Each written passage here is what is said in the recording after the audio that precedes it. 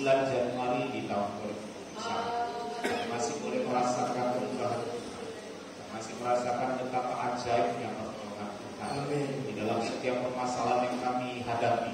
Kami menemukan ada jalan keluar yang Kau sediakan bagi kami, sehingga kami catat untuk melakukan di dalam nama Yesus. Terima kasih Tuhan.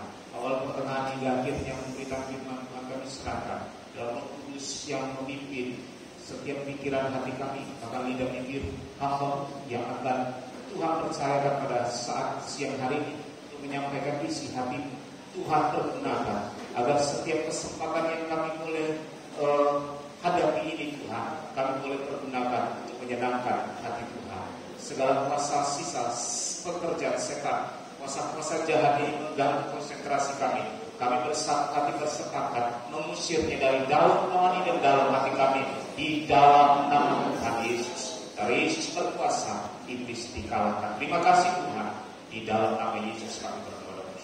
Amin. Silakan Bapak Ibu.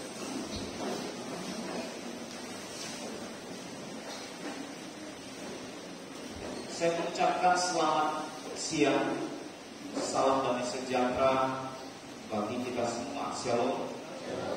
Kiranya damai sejahtera Allah memimpin dan memelihara kita sampai akhir hidup kita. Bapak Ibu Saudara, pada kesempatan ibadah gabungan hari ini, bukan secara kebetulan, tetapi biarlah kita mempergunakan setiap waktu-waktu yang Tuhan berikan bagi kita. Ya, ini kita sudah masuk di penghujung Januari, tepat di tanggal 31. Ya, biar kita tetap mengerti, ya, mengerti apa yang Tuhan mau kita kerjakan di dalam rumah tangga kita, di dalam pekerjaan kita, di dalam pendidikan kita, di dalam keseharian kita, supaya kita tidak menjadi salah dalam melangkah. Nah, oleh sebab itu, kalau minggu lalu kita sudah mendengar firman Tuhan, bagaimana kehidupan kita adalah kehidupan yang harus menampilkan terang di mana kita ada. Ya.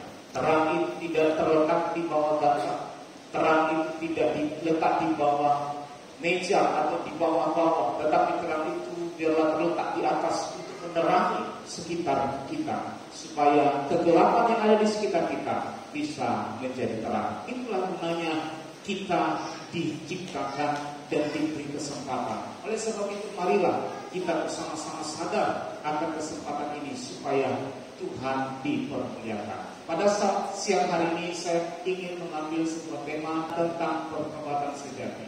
Ya, coba katakan sama saya sama-sama, pertobatan sejati. Ya, pertobatan sejati ini bukan hanya tema yang cukup indah didengar, tetapi saya rindu pertobatan sejati ini benar-benar menjadi gaya hidup jemaat dan pelayan bahkan hamba Tuhan yang ada di gereja lokal di tempat ini. Amin. Kita tidak hanya keluar masuk gereja setiap minggu, maka di bulan 2 ini kita akan mulaikan segala aktivitas pelayanan ibadah PAKP, ibadah muda dan lain sebagainya.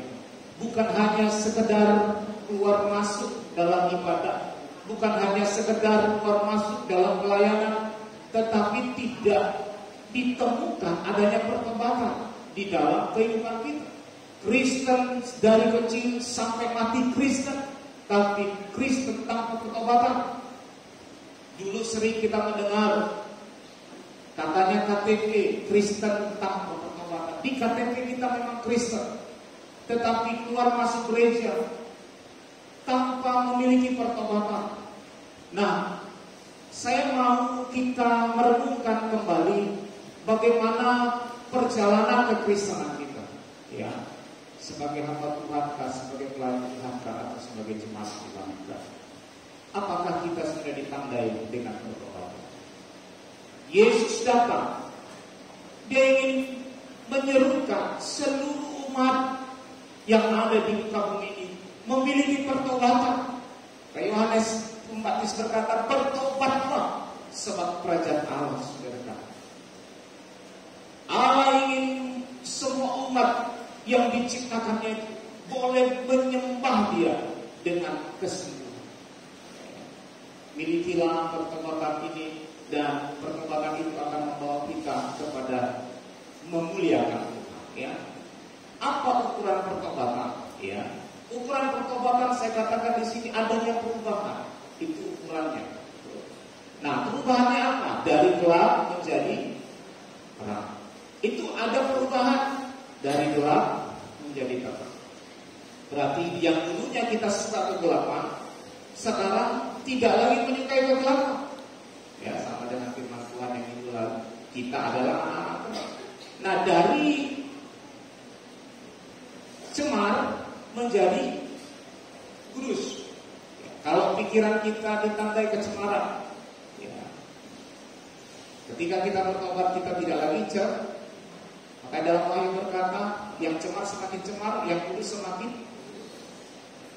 Apakah kita mau cemar semakin cemar atau bertobat kudus semakin kudus?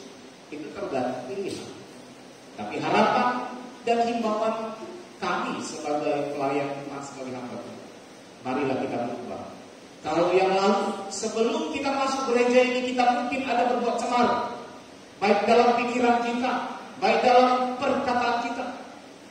Kita harus pulang dari tempat ini. Kita tidak lagi melakukan hal yang sama. Kita sudah melakukan apa yang bagus. Nah, apalagi dari hamba dosa menjadi hamba kebenaran. Dulunya kita diperbudak dosa, tapi setelah kita mendengar firman Tuhan, kita diperbudak kebenaran. Kebenaran itu yang menjadi Tuhan kita, bukan dosa lagi yang menjadi Tuhan. Sehingga ketika kita melakukan segala sesuatu, bukan terindikasi dosa, tetapi terindikasi kebenaran. Karena kalau kita berkata firman jadi manusia, firman jadi daging, Allah berfirman ditulis bukan di dalam loh batu lagi, tetapi ditulis di dalam loh hati kita. Supaya apa? Firman itu menjadi daging. Setiap sayatan yang ada di dalam daging kita ini keluar firman Tuhan. Ketika kita dicaci yang keluar bukan ejekan, bukan caci yang balik, tetapi ketika kita dicaci yang keluar adalah kata-kata berkat kepada orang lain. Ketika kita dihianati, kita bukan sakit hati. Ketika kita dihianati, kita balik berdoa kepada yang mengkhianati. Nah, ini kalau firman sudah menjadi daging. Tapi apakah kekristenan kita sekarang ditandai firman itu sudah menjadi daging yang ditulis di dalam loro hati kita? Atau firman itu hanya lengket di dalam pikiran yang sebentar saja bisa dipumuskan oleh si iblis sehingga firman itu hilang. Bahkan firman yang kita dengar itu pun bisa diputar balikan iblis untuk melawan kebenaran yang daripada firman itu sendiri. Nah, oleh sebab itu saya merindukan kita semua, beralihlah kita dari hamba dosa menjadi hamba kebenaran. Jangan kita hanya menggunakan slogan. Makanya kemarin kami ada pujian. Sebab perubahan itu bukan slogan semata, tapi perubahan itu adalah bukti yang nyata. Orang bisa berkata dulu memang kita mungkin perampok, pencuri, kau tak suka dalam kumpulan cemooh. Tapi ketika kita bertobat, beda dia. Dia tidak lagi suka dalam kumpulan yang kecil. Ini ada pertobatan, ada perubahan. Itu ukuran pertobatan. Nah, Bapak Ibu, saya berkata di sini pertobatan adalah suatu sikap yang siap disucikan. Kalau kita siap untuk bertobat, berarti kita siap untuk disucikan. Disucikan, dibersihkan itu tidak enak, Bapak Ibu, tidak enak. Kalau saya melihat kalau pantat kuali itu sudah kotor hitam, itu digosok pakai kain yang biasa kita cuci piring, apa namanya spons itu tidak mempan. Dia harus pakai kalat yang sedikit agak keras untuk membersihkan pantat, ya pantat kuali, supaya bisa hilang kotoran hitam.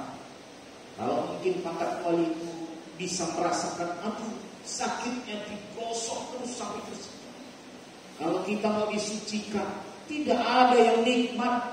Makanya kalau masuk gereja kita tidak merasakan satu teguran yang nyata, berarti kita belum datang dengan kesadaran siap disucikan. Ketika kita merasa sakit, firman Tuhan disampaikan, jangan kita sakit hati, tetapi itu bertujuan untuk memperbaiki kelakuan kita, mendidik kita di dalam kebenaran, supaya hidup kita serupa dan segambar dengan Sang Khalik. Di dalam 1 Yohanes 1 ayat 5 sampai yang ke-7. Mari kita baca. 1 Yohanes 1 ayat 5 sampai 7. 1 Yohanes 1 ayat 5 sampai 7 dengan berikut: Allah adalah terang, dan inilah berita yang telah kami dengar dari Dia dan yang kami sampaikan kepada kamu. Allah adalah terang, dan di dalam Dia sama sekali tidak ada kegelapan. Perhatikan, Allah adalah terang, dan di dalam Allah sama sekali tidak ada kegelapan.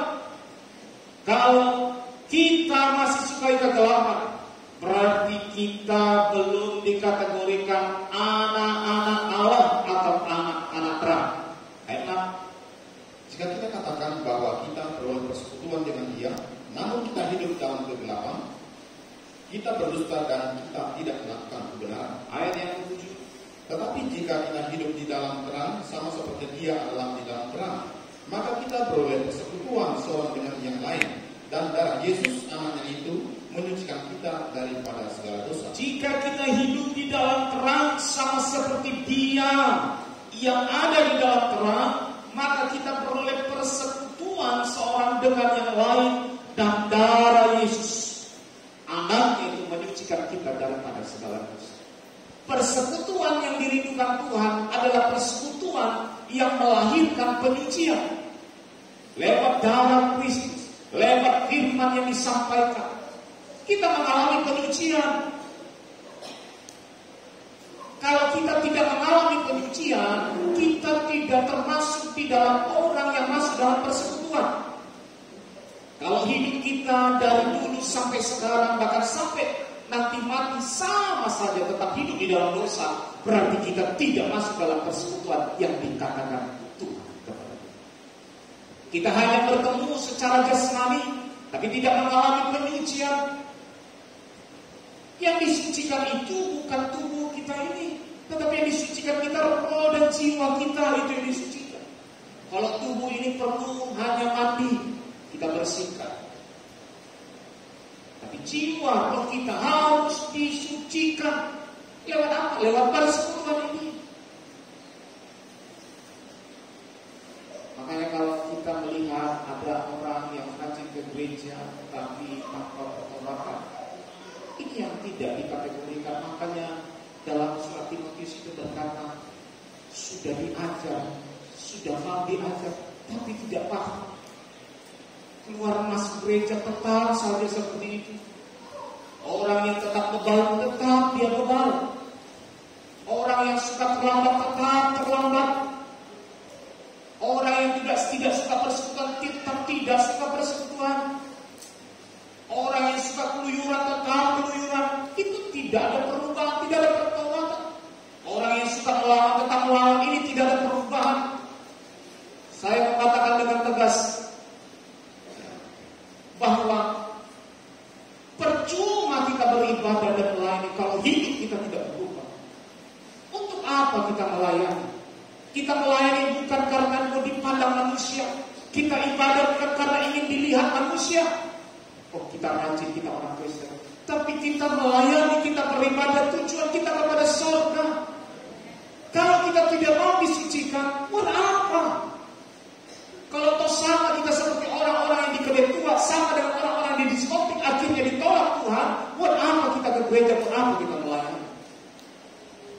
Ungkapan ini bukan ungkapan marah, tetapi rasa dorongan di hati ini supaya kita sama-sama bertobat. Baik kami sebagai hamba Tuhan pun harus mengalami pertobatan, supaya kita sama-sama di sorga. Sorga banyak tempat kata Allah, tapi di neraka pun banyak tempat. Walaupun iblis pun tidak menawarkan tempat itu, tapi dia mengajak kita. Dia bilang bukan banyak tempat yang indah, tapi dia rasu kita supaya masuk ke tempat api neraka itu. Luas, tidak bergantung kaki, bebas di neraka itu. Tapi kalau ujungnya kita semua akan neraka buat apa? Kiranya kita bisa memahami persekutuan yang dimaksudkan oleh Tuhan. Biarlah kita mau disucikan, biarlah kita mau dikuduskan, supaya hidup kita selaras dengan apa yang Tuhan mau, serupa dan segambar dengan Sang Pencipta. Makanya dalam Kejadian 1 ayat ke-26 berkata, baiklah marilah kita menciptakan manusia serupa dan segambar dengan umat ini. Ada gambar ilahi yang dititipkan masing-masing bagi kita manusia.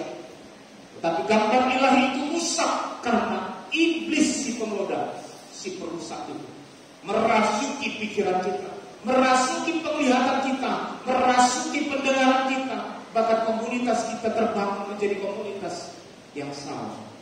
Sebab itu di dalam hal ini saya katakan perpindahan dari gelap kepada terang adalah suatu tindakan pertobatan yang harus kita miliki. Mari kita baca dalam Efesus pasal yang kelima, ayat yang pertama sampai ayat yang ke-10.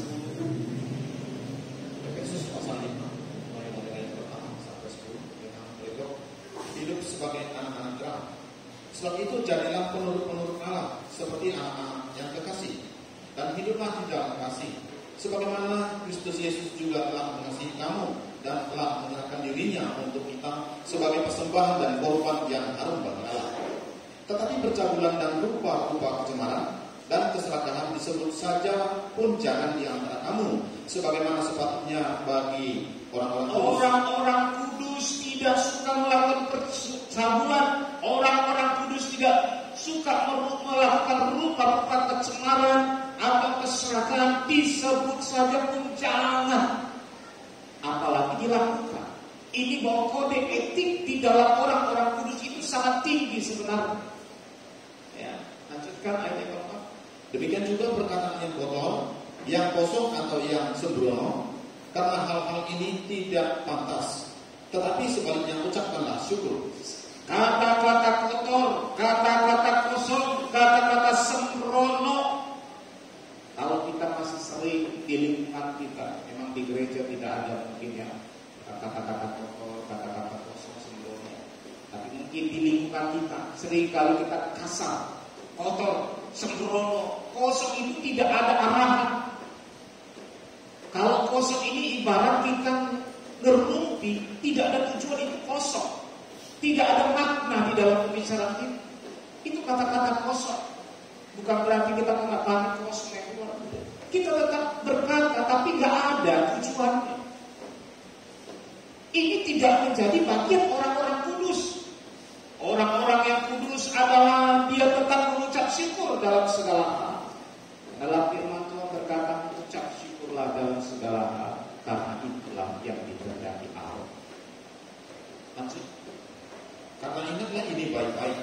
Tidak ada orang Sunda, orang Cemar, atau orang Selatan, artinya penyembah berhala, yang mendapat bagian di dalam kerajaan Kristus. Ditegaskan sekali lagi Bapak Ibu Saudara, tidak ada orang Sunda, Cemar, serakah, itu mendapat bagian dalam kerajaan. Kalau kita mau masuk dalam kerajaan Allah, surga yang mulia, kita harus siap menjadi orang kudus. Orang kudus bukan semata-mata langsung jadi, dia harus mengalami proses penyucian, pengudusan lewat darah Kristus. Terus, janganlah kamu disesatkan orang dengan kata-kata yang hampa, karena hal-hal yang demikian mendatangkan murka Allah atas orang-orang durhaka. Terus, sebab itu janganlah kamu berkawan dengan mereka. Terus, memang dahulu kamu adalah kegelapan, tetapi sekarang kamu adalah terang di dalam Tuhan. Sebab itu hiduplah sebagai anak-anak terang. Kalau dulu ditegaskan, kita semua adalah kegelapan.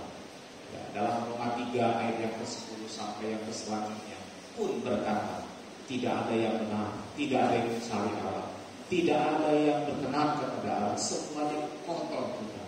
Tetapi puji kemurahan Tuhan, kita sudah menjadi anak-anak terang lewat penyucian, lewat pengudusan. Tetapi apakah kita masuk dalam kategori anak terang? Periksa hati kita masing-masing. Dalam firman Tuhan ini mengoreksi, melihat kedalaman hati kita. Manusia bisa saja tidak tahu apa yang ada di dalam hati dan pikiran kita, tapi Tuhan akan menelaah, akan meneliti sampai ke dalam hati kita dan pikiran kita, supaya kita jangan lagi melakukan yang gelap, tapi lakukanlah hal-hal yang terang. Di dalam ayat yang ke-7 berkata, sebab itu janganlah kamu berkawan dengan mereka. Ini menuju pada komunitas. Kalau kita sudah anak terang, kita tidak lagi suka berkumpul kepada kegelapan. Bukan berarti kita tidak bisa memberitakan Injil, konteksnya beda. Jangan kita berbalik konteks, menyerang dan membenarkan diri terhadap firman Tuhan yang lain. Memang Tuhan berkata, pergilah jadikanlah semua bangsa muridku. Tapi dalam konteks ini, kalau orang tersebut sudah dibilangi sekali, 2 kali, 3 kali memang tetap hidup, sudah, itu urusan Tuhan. Tidak ada wewenang kita untuk mengubah hati manusia, pikiran manusia, hanya Tuhan. Kita hanya bertugas mengingatkan, menasihati. Itu tugas kita. Jangan kamu berkata dengan mereka. Kalau kita orang kudus masih sering nongkrong di Kerintua, pertanyaan besar bagi kita. Kalau kita orang-orang kudus masih suka kumpul kepada ibu-ibu yang suka merumpi menceritakan kesalahan orang ini, dipertanyakan kekudusan kita, dipertanyakan kekristenan kita. Tidaklah pantas, apalagi kita bingung, kita ikut, oh ya, benar itu. Memang benar begini, benar begini. Perkataan hampa pun bisa kerjaan. Oleh sebab itu, kalau bicara tentang pengudusan, pertobatan ini memang benar-benar menyakitkan, tapi bertujuan untuk memurnikan, menyucikan kita. Kalau ada yang kotor dalam tubuh kita, kita mandi, kita gosok bersih sampai kotor itu bersih. Bukan kita biarkan. Kalau kita kena pijak kayak ayam atau kayak yang lain, kita mandi, kita pasti bersihkan.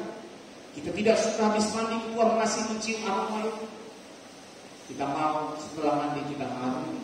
Nah demikian ketika kita didandang, dimandikan, bagaimana dimandikan lewat air dan firman, disucikan supaya apa? Supaya kita harum semerbak, menyenangkan hati Tuhan.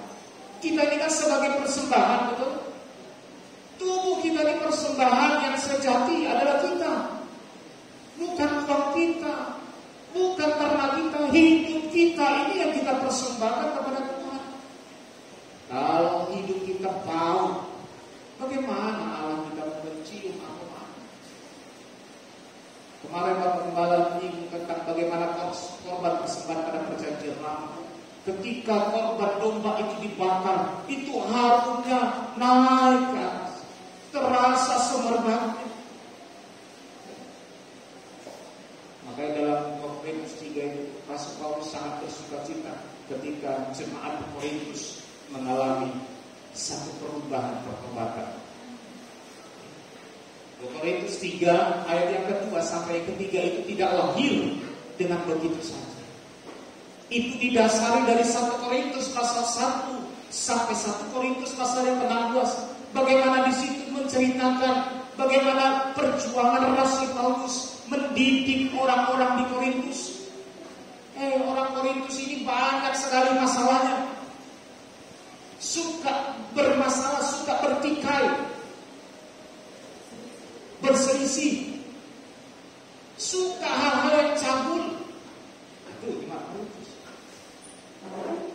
Suka berantem, suka perpecahan. Makanya di situ dikatakan 1 Korintus ada golongan Apolos, ada golongan Paulus, ada golongan Kristus.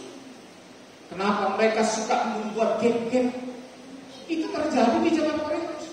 Tapi itu masalah mereka. Ketika masuk dalam 2 Korintus pasal yang ketiga, mereka dikatakan Rasul Paulus menjadi surat ujian. Kami juga merindukan, kita semua merindukan pelayanan di tempat ini. Memang dahulu kita tinggal di dalam kegelapan. Mungkin dahulu kita suka sembrono dalam berkata. Mungkin dahulu kita suka ngomong kotor di dalam perkataan kita. Tapi ketika kita dilayani, diberikan makan oleh firman Tuhan, semakin mengerti kita. Oh iya, aku tidak lagi harus melakukan hal itu. Karena aku menyadari Tuhan sudah menebus. Dia rela mengorbankan anaknya yang tunggal supaya setiap orang yang percaya kepadanya tidak binasa. Inilah pertolongan Tuhan dan kerinduan Tuhan. Ayat yang ke-9 berkata, Efesus 5 tadi, ayat ke-9, karena terang hanya perbuatan kebaikan dan keadilan dan kebenaran, dan ujilah apa yang berkenan kepada Tuhan. Karena terang hanya perbuatan kebaikan, kebenaran dan keadilan. Terang tidak mungkin melakukan hal-hal yang tadi kita katakan hidup sembrono, perkara sempurna, kosong, cabul, cemar, itu tidak mungkin dilakukan orang. Orang terang hanya membuahkan kebaikan dan keadilan dan kebenaran, dan ujilah apa yang berkenan kepada Tuhan. Pengujian ukurannya adalah langsung baik. Mau tidak mau, ujian yang paling benar untuk menguji kita semua ialah kebenaran ini adalah waktu yang benar. Apakah kita tetap setia sampai mati kita, atau malah kita berbalik dan kita daripada jalan? Kita harus menegaskan ini supaya kita tidak salah nanti di kemudian hari. Karena zaman ini sudah semakin seperti yang kita tahu. Kalau kita tidak mengambil sikap, jangan kita terus mencari hal-hal yang kita mungkin tidak terlalu paham. Tapi biarlah kita menemukan kebenaran firman Tuhan dan ujilah apa yang berkenan kepada kita. Pertobatan di atas, ya, perhatikan, pertobatan di atas harus berlanjut kepada pembaharuan budi atau pikiran yang menghasilkan perubahan karakter menjadi seperti. Nah, kita seringkali bernyanyi, mau seperti-Mu Yesus. Tapi apa? Hanya pujian, mau seperti Yesus. Tapi karakter kita tidak pernah mau seperti itu. Saya ingin mengkasih gambaran sebenarnya tentang kata pertobatan. Ya. Pertobatan ini sebenarnya banyak makna. Mungkin kalau saya klasifikasikan menjadi 3. Pertama, kalau orang yang belum percaya kepada Tuhan Yesus, dia percaya kepada Tuhan Yesus, mungkin sebagian kita berkata itu bertobat. Bisa. Nah, pertobatan yang kedua, mungkin bisa saja ketika kita sudah mengenal Yesus, kita sudah mengetahui standar-standar kebenaran, ketika kita bersalah dari standar itu, kita bertobat. Ya, itu pertobatan yang kedua. Tetapi pertobatan yang dirindukan Tuhan Yesus bukan hanya pertobatan yang dahulu kita jahat, sekarang kita baik. Dahulu kita suka ngomong kotor, sekarang kita ngomong-ngomong yang tidak kotor. Bukan hanya itu saja, tetapi pertobatan yang dirindukan Tuhan masuk kepada puncaknya, bagaimana karakter kita disempurnakan dengan firman Tuhan. Nah, di dalam Roma, ini ayat yang sudah biasa, Roma pasal yang ke-12, ayat yang pertama sampai yang kedua. Demikian dengan perikop persembahan yang benar. Karena itu, saudara-saudara, demi kemurahan Allah aku menasihatkan kamu, supaya kamu mempersembahkan tubuhmu sebagai persembahan yang hidup, yang kudus dan yang berkenan kepada Allah. Itu adalah ibadahmu yang sejati. Janganlah kamu menjadi serupa dengan dunia ini, tetapi berubahlah oleh pembaharuan budimu, sehingga kamu dapat membedakan manakah kehendak Allah, apa yang baik, yang berkenan kepada Allah, dan yang sempurna. Orang yang sudah mengalami pembaharuan, ya. Tadi kan ada menyinggung dalam Efesus pasal yang ke-5, orang yang hidup di dalam terang hanya berbuahkan apa? Kebaikan, keadilan, dan kebenaran. Orang yang sudah mengalami pembaharuan akal budi, orang yang sudah diperbaharui pikirannya, dia bisa membedakan apa yang baik, yang berkenan, bisa bicara yang adil, bahkan yang sempurna berbicara tentang kebenaran. Ini harus mengalami pembaharuan. Ya, dalam Kolose pasal 3 ayat 10 kalau usah dibaca. Pembaharuan itu terjadi bukan hanya ketika kita di gereja. Walaupun saat ini adalah proses pembaharuan pikiran kita, pembaharuan akal kita, pembaharuan sifat-sifat yang tidak baik. Tetapi pembaharuan itu menurut Kolose pasal 3 itu secara terus-menerus, berarti dari waktu ke waktu, dari perenungan lewat perenungan, itu kita mengalami pembaharuan. Lewat kejadian-kejadian yang kita alami dalam lingkungan kita terus dikoreksi dan dipahami. Allah bisa memakai berbagai cara untuk memberi pencerahan pengertian bagi kita. Mungkin bisa lewat tetangga kita, mungkin lewat ternak kita, mungkin mungkin lewat rumah bangunan kita, mungkin lewat anak-anak kita, mungkin lewat suami istri, mungkin lewat keluarga terdekat. Allah punya banyak cara untuk memberikan pengertian, penyingkapan dalam segala sesuatu yang Dia rindukan dimengerti oleh kita.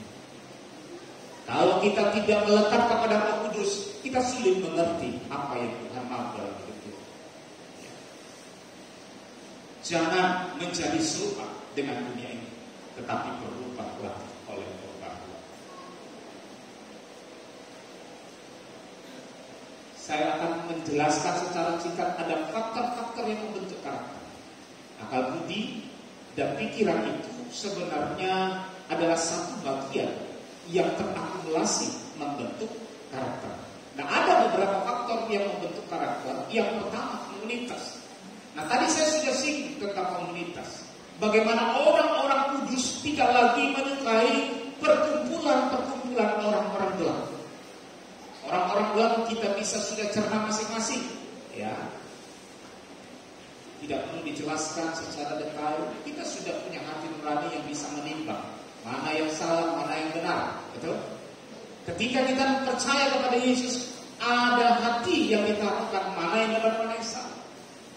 Dalam kadang-kadang kita berjalan di jalan, ketika kita bertemu dengan sebuah dompet, ya, pasti dalam hati langsung ada seperti gejolak.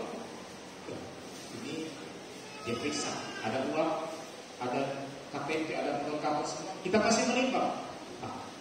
Lumayan, aku itu beras kebetulan kosong. Tuhan menjawab doaku, katanya kan. Aku berdoa tadi, supaya ketemu dompet. Tapi ada satu sisi berkata begini, salah. Kita memanfaatkan, ya, hal-hal berbentuk rohani, tapi berbentuk salah. Karena lengkap KTP-nya, lengkap STNK, mungkin alamatnya dituju. Yang lain berkata sebaiknya kita kembali. Nah, ketika kita berjumpa dengan problem seperti itu, kasus-kasus seperti itu, sebagian kita bisa saja mengambil alih jawaban KTP-nya, uangnya diambil, dompetnya dibawa kembali. Atau ada sebagian orang melakukan, ketika dia berjumpa, dia cari KTP-nya, dia cari alamatnya, dan dia kembali. Ada proses. Pilihan ada di kita.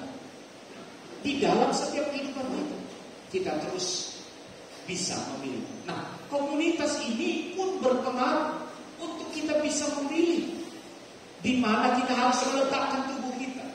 Makanya di Mazmur pasal yang pertama, ayat yang pertama dan kedua, di situ dikatakan, Mazmur 1 ayat 1 dan 2, dengan berikut jalan orang benar dan jalan orang fasik. Berbahagialah orang yang tidak berjalan menurut nasihat orang fasik, yang tidak berdiri di jalan orang berdosa, dan yang tidak duduk dalam kumpulan pencemooh.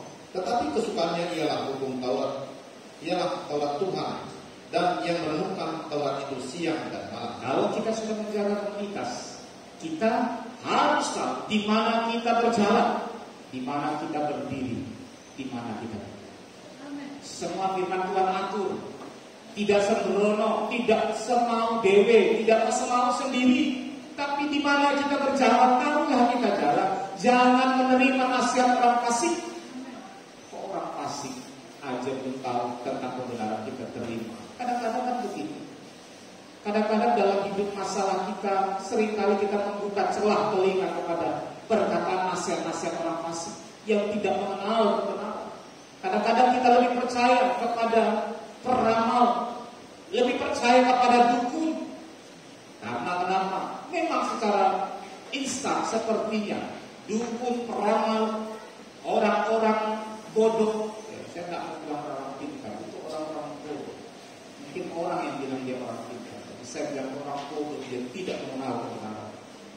Tapi seringkali banyak orang yang sudah hidup masuk keluar gereja, sering sekali lebih mengedepankan alasan nasihat dari orang-orang seperti itu. Nah, jadi terbalik.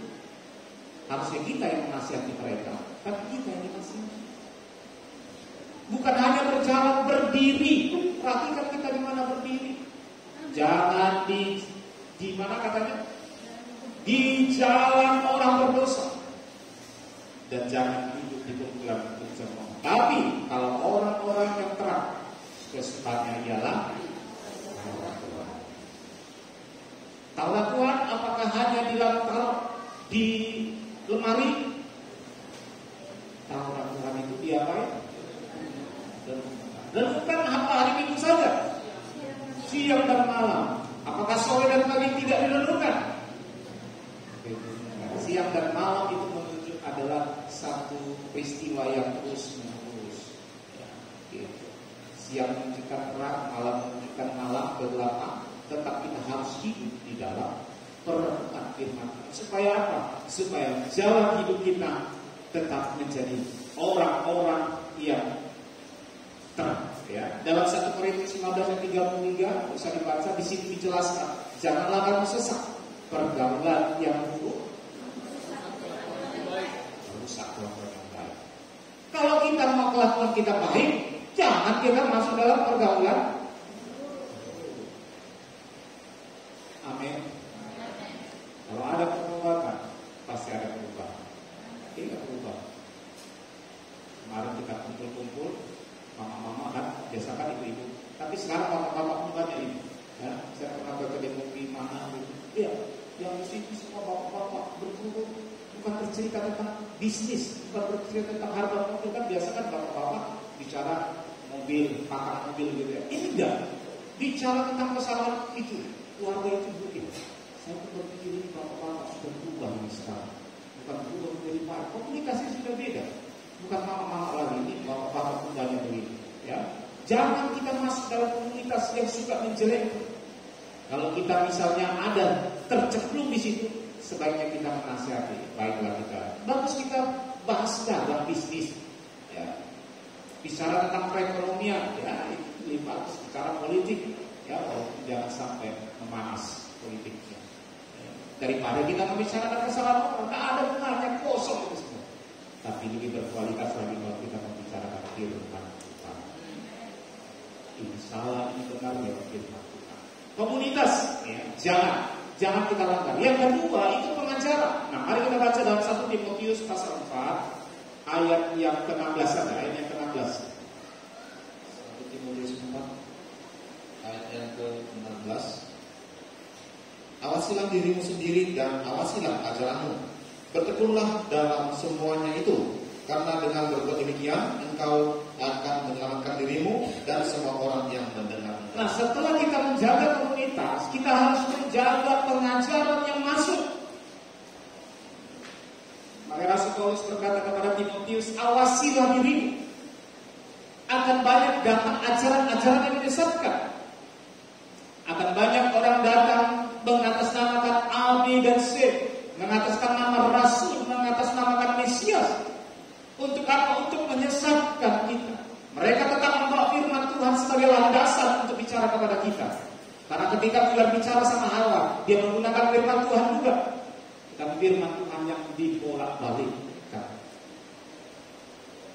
Awasilah dirimu sendiri dan awasilah ajaranmu. Ajaran ini sangat berpotensi untuk merusakkan karakter kita, merusakkan sikap kita kepada Tuhan.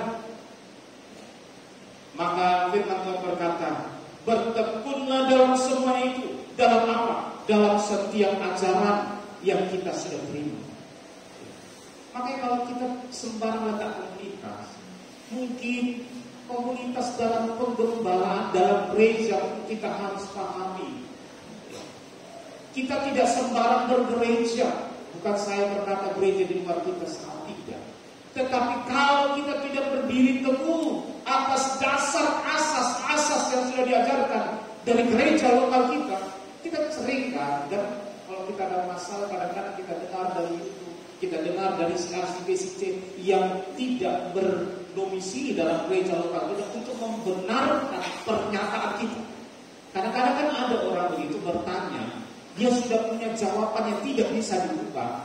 Dia mengambil alibi, dia mengambil alasan, dia mengambil sekutu. Untuk apa? Untuk membenarkan prinsip-prinsip dasar yang dimilikinya. Ya, makanya saya lihat apologet perdebatan secara teologis pun itu sebenarnya tak ada guna. Kenapa? Karena si A itu sudah punya bahan jawabannya. Dia hanya bertanya untuk menekan dan mempertegas jawaban yang dia punya. di dalam kehidupan kita, dalam prinsip-prinsip teologis yang kita punya, yang kita sudah dapatkan, mungkin bertolak belakang dengan prinsip dalam hidup kita. Kadang-kadang kita bertanya kepada YouTube, kita bertanya kepada hamba Tuhan si A, si B, si C, untuk apa? Untuk membenarkan apa yang ada di dalam prinsip kita. Nah, ini harus dikoreksi supaya kita jangan berrasa-rasa jalan kita lurus, tapi ujungnya menuju bawah. Awasilah dirimu dan awasilah ajaran, dan bertekunlah dalam semuanya, dalam pengajaran asas-asas yang sudah kita terima, jangan digoyahkan. Karena itu semua ada di dalam firman Tuhan. Kalau kita mau berperkara, baiklah kita berperkara kepada Tuhan. Karena Tuhanlah yang adil, Tuhanlah sumber dari kebenaran. Roh Kudus itu akan meningkatkan kita, pengertian kepada kita. Maka dalam 1 Korintus pasal yang ketiga, 2 Korintus pasal ketiga itu berkata, tulisan-tulisan yang dituliskan dalam Alkitab, dalam Injil yang kita percaya adalah tulisan yang mati. Dia tidak akan hidup kalau bukan Roh Allah yang menghidupkan itu di dalam hidup kita. Dia bisa hidup ketika Injil itu menjadi daging di dalam kita, dan dia bermanifestasi dalam sikap perbuatan kita, dalam tutur kata kita, dalam keseharian kita. Itu yang dikatakan firman menjadi daging. Bukan firman hanya firman di dalam akal pikiran kita, supaya hidup kita menyenangkan hati Tuhan. Supaya tujuan kita diajar untuk hidup kita menyenangkan hati Tuhan. Amin. Awasilah ajaran. Yang ketiga, pendengaran. Dalam Roma pasal 10 ayat 17 berkata, iman timbul dari mendengar akan kebenaran firman Kristus. Tetapi iman juga bisa rusak kalau kita tidak meneliti apa yang kita dengar. Dalam Ibrani pasal 2 ayat yang pertama, coba dibaca Ibrani pasal 2 ayat yang pertama. Ibrani pasal yang kedua ayat yang pertama, dengan perikop keselamatan yang besar. Karena itu harus lebih teliti kita memperhatikan apa yang telah kita dengar, supaya kita jangan hanyut di bawah arus. Kalau kita mendengar firman Kristus, iman kita bertumbuh. Tapi kalau kita tidak mendengar apa yang patut, kita hanyut di bawah arus. Percayalah Bapak Ibu, saya di depan ini bukan sedang menjual koyo, tapi saya menyatakan kebenaran firman Tuhan yang saya pahami dan yang disingkapkan Roh Kudus kepada pribadiku. Mungkin ada perbedaan di dalam pikiran, tapi haruslah kita mengalami pembaharuan. Lewat Roma 12 ayat yang pertama yang kedua tadi dikatakan, kita harus dibaharui. Mau tidak mau, kalau karakter kita mau berubah seperti Kristus, izinkanlah persekutuan yang menyucikan itu menyucikan setiap hidup kita. Jiwa dan roh kita itu disucikan. Bukan hanya bicara itu. Saya tidak bicara secara tubuh jasmani, tapi saya bicara bagaimana tubuh roh kita itu dibangun, disucikan, dan menjadi layak menjadi mempelai wanitanya Tuhan. Mempelai wanita bukan berbicara tentang genetik, ya, bukan berbicara tentang laki-laki dan perempuan, tetapi berbicara tentang Kristus dan jemaat. Oleh sebab itu jangan kita risih mendengar, oh laki-laki menjadi mempelai wanita, bencong dong. Tidak, saya tegaskan bukan bencong, tapi pahamilah kebenaran firman Tuhan. Karena hanya mempelai wanitanya Allah yang bisa masuk dalam pesta perjamuan kawin. Karena banyak di luar sana yang tidak mengerti tentang pengajaran mempelai. Bukan hanya pengajarannya, tapi bagaimana kehidupan kita menjadi mempelai wanitanya Tuhan. Bukan hanya kita bilang berkepang, tapi harus didandani dengan roh yang lemah, lembut, dan rendah hati. Karena Yesus berkata kepada semua orang yang mau datang kepada dia, marilah datang kepadaku, hai semua yang letih dan sudah berbeban berat, aku akan memberikan kelegaan kepadamu. Belajarlah kepadaku, karena aku lemah lembut dan rendah hati. Tuhan ingin setiap kehidupan kita memiliki roh yang lemah lembut dan rendah hati. Perhatikan pendengaran kita, jangan kita sampai ia disesatkan. Yang terakhir, yang keempat, penglihatan. Di dalam Matius 6 ayat 22 sampai 23 3 berkata, mata itu adalah pelita tubuh. Kalau mata kita terang, maka teranglah seluruh tubuh kita. Tetapi kalau mata kita gelap, maka gelaplah seluruh kehidupan kita. Kalau mata kita tidak pergunakan kepada hal-hal yang bisa membuat tubuh kita ini menjadi terang, perhatikan. Mata itu adalah jendela pintu jiwa. Ya. Amin. Pintu. Apa yang masuk di dalam pikiran, apa yang masuk di dalam hati, itu lewat mata, lewat telinga, lewat mulut. Loh, kok bisa lewat mulut? Nah, baru tahu. Yang kita dengar, yang kita lihat, yang kita ucapkan itu adalah penegasan untuk daya tangkap setiap orang. Kalau nggak percaya, coba. Mulut kita ini bisa membantu meremakan apa yang kita lihat dan yang kita dengar. Biasanya kan mulut kan sumber keluar output sebenarnya kan. Tetapi mulut, makanya dibilang mulutmu bisa menjadi harimau kepada pepatah. Itu menegaskan. Contohnya, saya kalau misalnya membaca Alkitab, saya lebih senang membaca itu sambil mengeluarkan suara walaupun kecil. Kayaknya saya lebih cepat nangkap daripada membaca tapi hanya melihat, tidak mengeluarkan suara. Saya sudah coba, ya, walaupun misalnya di tengah-tengah keributan, tapi kalau saya tidak mengeluarkan suara, saya sukar untuk konsentrasi. Tapi kalau saya sambil membaca mengeluarkan suara, saya agak mendapat konsentrasi. Jadi sebenarnya mulut itu dipergunakan untuk menegaskan apa yang kita lihat dan apa yang kita dengar. Oleh sebab itu, makanya kita harus memperkatakan firman Tuhan. Dan dalam Yosua berkata, jangan lupa memperkatakan firman. Artinya supaya firman itu terus merema dalam pikiran kita, terus kita hidupi. Misalnya kita ketika mau kecelakaan, biasanya kan orang darah Yesus, ya kan? Bukan, aduh mama, begitu ya. Darah Yesus, Tuhan tolong, Yesus. Semakin kita menggumamkan tentang Yesus, Dia selalu terngiang di dalam hidup kita. Nah, ini yang saya kasih tahu lagi, bahwa apa yang kita lihat, apa yang kita dengar dari masa-masa kecil kita, itu akan berakumulasi menjadi sebuah karakter di usia kita yang sekarang. Jadi saya seperti ini, itu berkat didikan orang tua dari kecil sampai besar. Karakter ya, bicara karakter. Ini karakter yang belum disucikan, bicara belum disucikan dengan firman. Kalau bicara disucikan dengan firman itu beda lagi, karena firman sanggup melakukan segala perkara.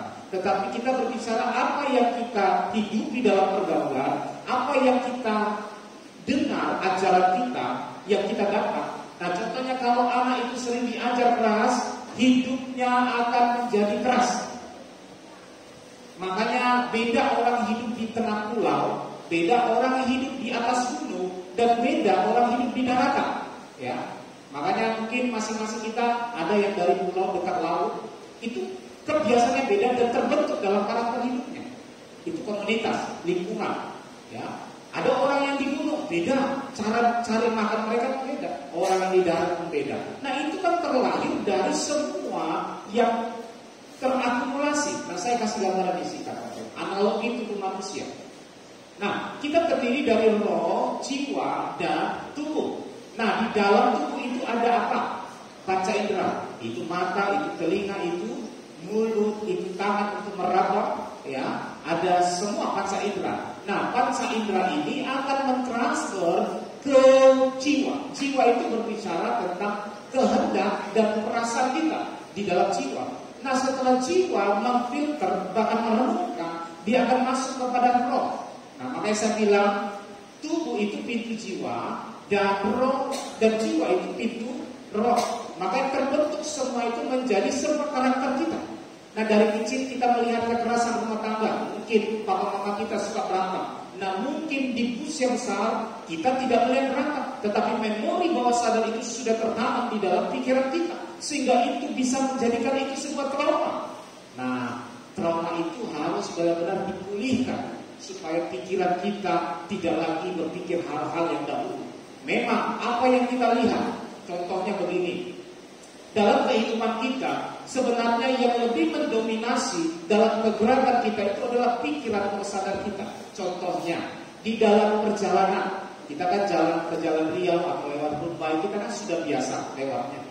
Nah, kita sudah kasih tahu di mana lubang, di mana belokan, di mana polisi tidur dan lain sebagainya.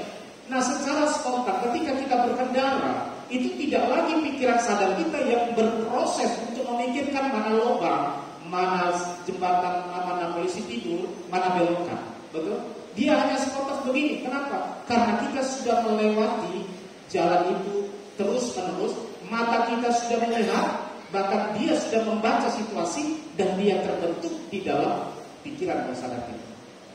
Contohnya ketika kita membuka pintu, itu secara tidak sadar sebenarnya bukan pikiran sadar kita lagi yang membuka pintu. Ketika kita naik tangga, itu tidak lagi pikiran sadar kita yang mengontrol. Aku mau naik tangga harus naik dulu, naik. Tetapi pikiran bawah sadar kita sudah mengontrol dan sudah menyuruh naik secara otomatis. Nah, itu pengaruhnya itu sangat besar.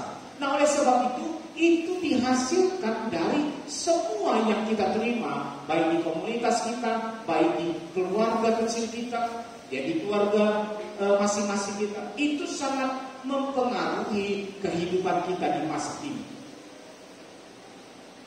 Jelas? Ini dia tanda jelas atau tidak jelas? Nah, saya katakan di sini karakter kita lahir dari akumulasi semua yang masuk. Nah, makanya penting faktor-faktor yang menjaga karakter tadi. Ada apa? Yang pertama apa? Nah, komunitas. Yang kedua, pengajaran. Yang ketiga, pengenalan. Yang keempat, semuanya harus kita jaga berimbang. Komunitas, kenapa saya katakan di poin pertama? Karena seringkali kita diajar, kita melihat, kita mendengar di sebuah komunitas. Makanya seorang anak kalau bermasalah di dalam rumah tangga, jangan engkau cari komunitas di luar sana untuk mencari solusi. Ini paling rusak. Paling rusak. Kenapa? Karena orang-orang di luar sana akan mengarahkan engkau keluar dari rumah itu. Tapi ketika seorang anak bermasalah di dalam rumah, baiklah dia meminta saran dari orang tua atau dari seorang hamba Tuhan yang menggembalakan pribadi. Saya tidak berharap misalnya ada seorang anak mungkin fresh ya, biasa, mungkin ada beda pandangan, beda prinsip. Jangan kita mencari solusi dari orang tua yang tidak mengenal Tuhan. Nah, ini yang sekarang komunitas itu penting, ya, komunitas. Makanya kalau keluarga dipulihkan, masyarakat dipulihkan, bahkan lebih besar lagi bangsa dipulihkan. Penting keluarga ini, ya, keluarga, pribadi kita jaga komunitas kita. Nah, yang terakhir itu ada. Ya, kalau saya membahas ini mungkin agak sedikit panjang, cuma saya singkat saja. Nah, contoh di dalam Kejadian 3:1-6, ini berbicara tadi komunitas, berbicara tadi pengajaran, berbicara tentang apa? Pendengaran dan penglihatan. Nah, kita melihat dari posisi ini 4 hal yang kita bahas tadi itu sudah diambil si Hawa, kan? Betul ya? Komunitasnya apa? Dia bergaul dengan ular. Pengajarannya apa? Dia diajar oleh ular. Penglihatannya kemana? Ke ular. Pendengarannya diarahkan kemana? Nah, berarti apa yang kita masukkan ini gambaran. Ya, saya bilang gambaran komunitas, pengajaran, penglihatan, bahkan pendengaran. Ya. Nah, ini akan berproses menjadi sebuah proses perenungan. Makanya kalau kita dalam Mazmur 1:1 tadi berkata, renungkan Taurat itu siang dan malam. Tapi kalau si Hawa, dia renungkan apa? Di dalam Kejadian pasal yang kedua, firman Allah yang diberikan Allah kepada Adam, memang tidak ada secara spesifik Allah berfirman kepada Hawa, tapi saya tidak percaya Adam akan menceritakan firman itu kepada istri. Ya, saya sering kali mempraktikkan itu kepada istri saya. Apa yang saya dapatkan saya akan beritahu kepada istri saya untuk membangun tubuh saya supaya tubuh saya sama dengan pikiran, kepala, begitu. Jadi istri adalah tubuh kita. Kita harus sering bercerita untuk membangun tubuh supaya tubuh kita itu seirama dengan kepala. Ya, nah, saya yakin dan percaya. Nah, ini proses perenungan. Ya, tetapi datang iblis berkata lagi, berdialog mereka. Kan terbangun komunitas. Berdialog dengan si setan, dia jawab. Iblis bilang, iya, engkau tidak dikasih makan buah itu, pohon itu. Karena apa? Karena dia tidak mau kau punya pengertian. Katanya begitu. Jangan siapa? Oh iya ya, berarti Tuhan kayaknya dia gak mau dia. Aku tahu segala sesuatu. Nah, seringkali manusia itu seperti itu. Dia gampang digoyahkan firman Tuhan dan suka sekali hal-hal yang masuk dalam pikirannya. Makanya Rasul Paulus berkata, taklukkanlah pikiranmu di pikiran Kristus. Karena pikiran ini arena untuk digoncang-gancing oleh pengajaran. Bayangkan kalau si Hawa itu bisa mampu menahan. Dia renungkan, oh iya betul, tak apa. Setelah itu masuk peliharaan di ayat yang kelima. Coba ayat yang kelima dalam Kejadian 3. Kejadian 3 ayat kelima. Tetapi Allah mengetahui bahwa waktu kamu memakannya, matamu akan terbuka dan kamu akan menjadi seperti Allah, tahu tentang yang baik dan yang jahat. Nah, dia berkata, kalau kamu makan, kamu akan mengetahui. Jadi ini orang, manusia kita ini seringkali mau tahu. Mau tahu apa? Mau tahu yang bukan dari kebenaran. Nah, ini harus kita stop lah supaya jangan berlanjut. Nah, setelah ini menjadi proses perenungan, nah maka terjadi dia tawarkan di ayat yang ke-6 ya. Ayat ke-6. Ayat ke-6. Perempuan itu melihat bahwa buah pohon itu baik untuk dimakan dan sedap kelihatannya. Lagi pula pohon itu menarik hati karena memberi pengertian. Lalu ia mengambil dari buahnya dan dimakannya dan diberikannya juga kepada suaminya yang bersama-sama dengan dia, dan suaminya pun memakannya.